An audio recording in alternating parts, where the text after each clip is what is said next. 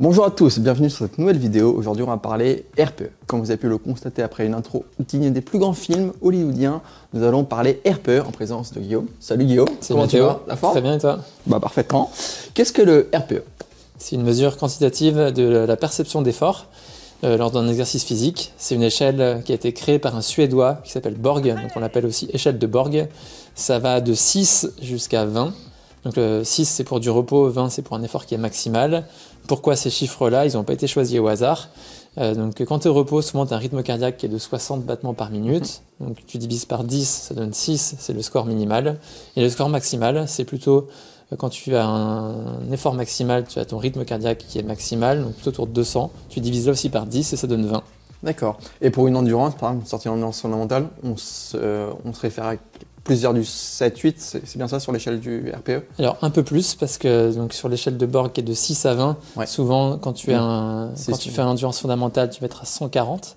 Okay. Et donc là, tu divises par 10, tu vas plutôt être autour de 14 pour cet effort en endurance fondamentale. Ok, bon, ouais, je suis pas très bon maths. Non, parce qu'en fait, tu as anticipé la question d'après. Exactement, la question d'après, c'est, il y a une version simplifiée, il me semble, de l'échelle du RPE. Tu peux nous en dire un peu plus? Alors, de 6 à 20, ça fait beaucoup de petits grades. Et donc, dans une application où il y a, comme Road Motion Coach, où il y a aussi une taille d'écran qui est limitée. Et donc, on réduit cette échelle de 0 à 10.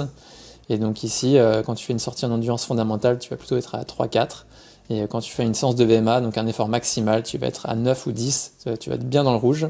Et donc on va aussi mettre dans la vidéo, tu pourras faire un petit arrêt sur l'image, tu pourras faire pause, on va te montrer l'échelle qu'utiliser. Et puis aussi, tu peux voir dans l'application Road Motion Coach, tu peux voir tous les différents échelons et à quoi ça correspond directement dans l'application. Et maintenant qu'on a bien vu à quoi correspondrait le RPE, tu peux me dire à quoi ça sert réellement pour un athlète? Quels sont les avantages de travailler vraiment sur son RPE? Alors souvent, on a déjà accès à plein de données. Tu vas notamment avoir ta vitesse avec ta montre GPS, tu vas avoir ton rythme cardiaque avec ta ceinture cardio. Et donc, en fait, on est un peu noyé sous la data. Et derrière chaque data, il y a un contexte. On a parfois tendance à l'oublier. Il y a des facteurs extérieurs qui peuvent jouer. Tu as notamment la météo. Si tu cours de nuit, en ce moment on est en plein hiver, donc si tu fais ta séance à 18 h, quasiment pas éclairé, tu vas aller un peu moins vite. Mais par contre, tu peux faire ta séance avec une très bonne intensité. Tu pourras toujours rester à 9 ou 10 si tu fais ta séance de VMA. Par contre, tu vas aller un petit peu moins vite.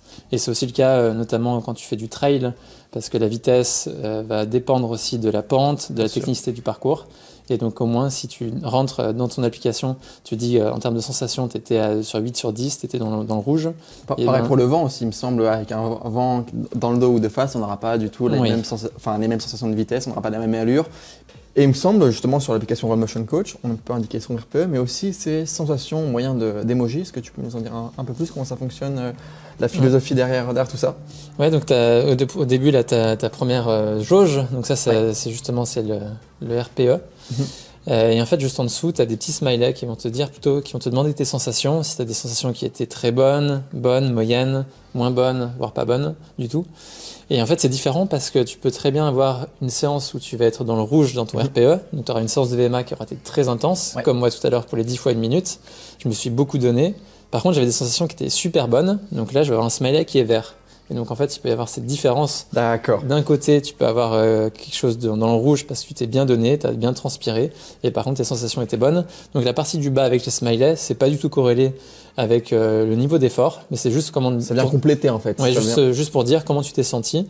Tu peux aussi très bien avoir resté dans le vert dans ta jauge de perception d'effort.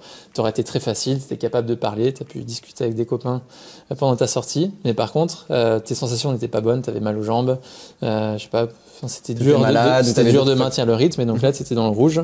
Donc c'est tout à fait possible d'avoir des sensations et sur cet écran, d'avoir des choses qui sont un peu inversées. Et toi, si on prend ton exemple de ta petite séance que tu viens de faire il y a 30 minutes, c'était comment un peu au niveau des sensations justement? Tu mettrais comment sur l'application? Eh ben, je vais vous faire une capture d'écran, comme ça vous verrez mes sensations. Mais effectivement, j'étais très bien et c'était dans le dur, donc c'était dans le rouge. Ok. C'est déjà la fin de cette vidéo. Merci à tous d'avoir suivi cette vidéo. J'espère qu'elle vous aura plu, que maintenant vous en savez un peu plus sur le RPE. Vous pouvez nous indiquer d'ailleurs en commentaire quel était votre RPE sur votre dernière séance. N'hésitez pas aussi à vous abonner à la chaîne si ce n'est pas déjà fait, à liker, à partager la vidéo, à consulter notre blog. Il y a plein de ressources super cool, notamment un article sur le RPE, donc n'hésitez pas à le lire. Et il ne me reste plus qu'à vous dire au revoir.